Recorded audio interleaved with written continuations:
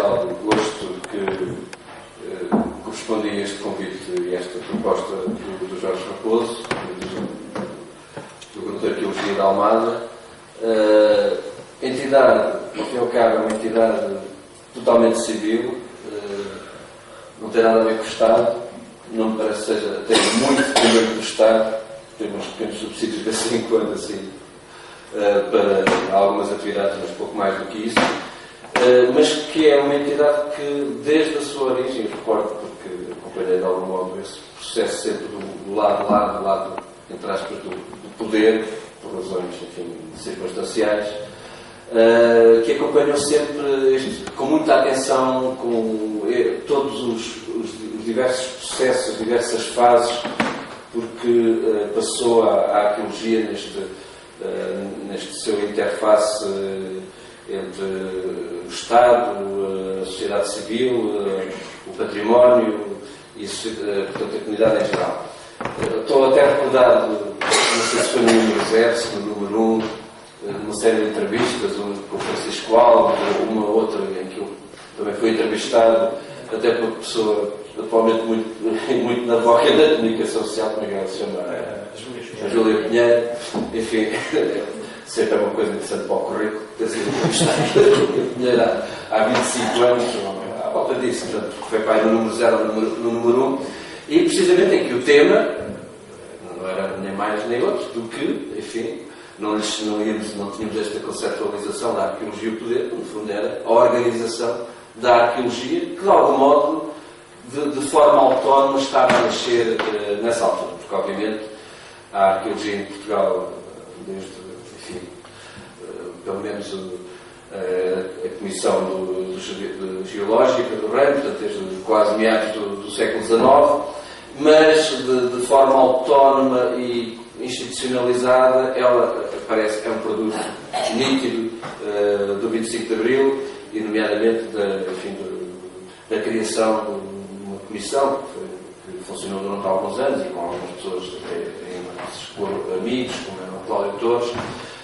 uma comissão para a criação de um Instituto de Salvaguarda do Património Cultural, curiosamente, numa primeira fase, ainda património cultural e natural, ainda estava numa visão muito global da situação. Portanto, realmente o Centro de Arqueologia da Almada, através sobretudo da revista, com os meios que tinha ao seu alcance, que foram sempre bastante limitados, mas que acabaram por ganhar uma importância relativa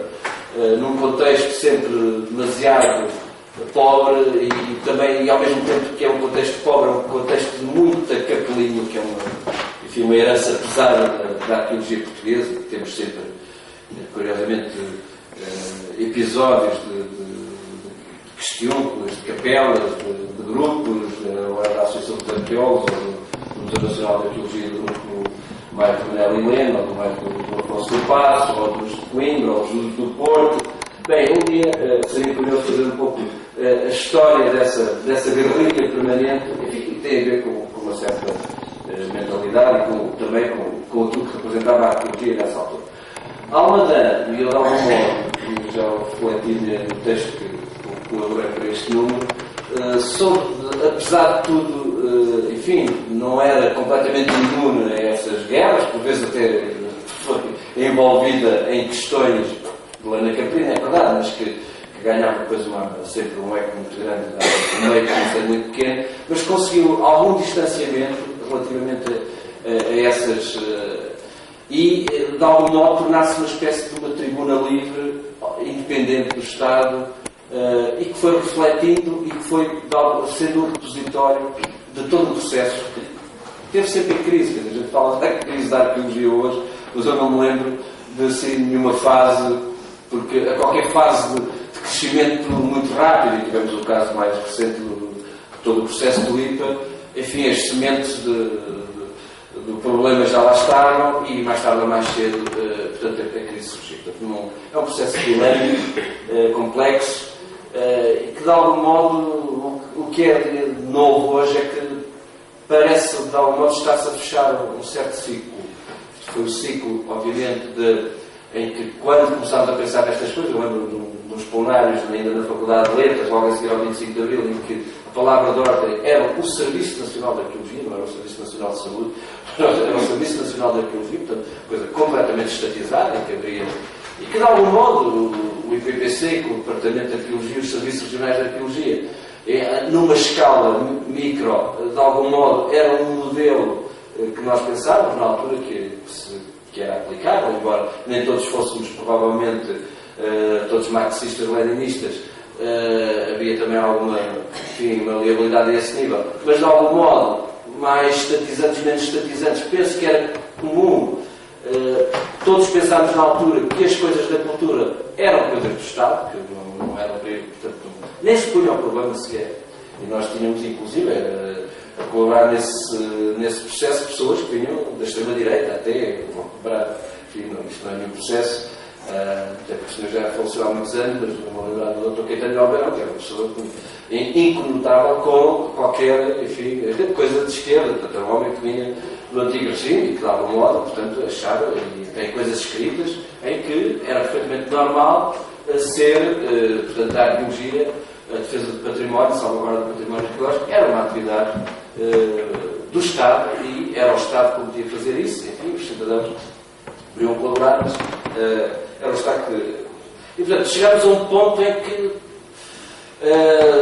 demos a volta completa e parece que voltámos um pouco ao ponto de partida. E sentimos a necessidade de pensar, ou de parar um bocadinho e dizer assim, mas afinal, vamos lá ver,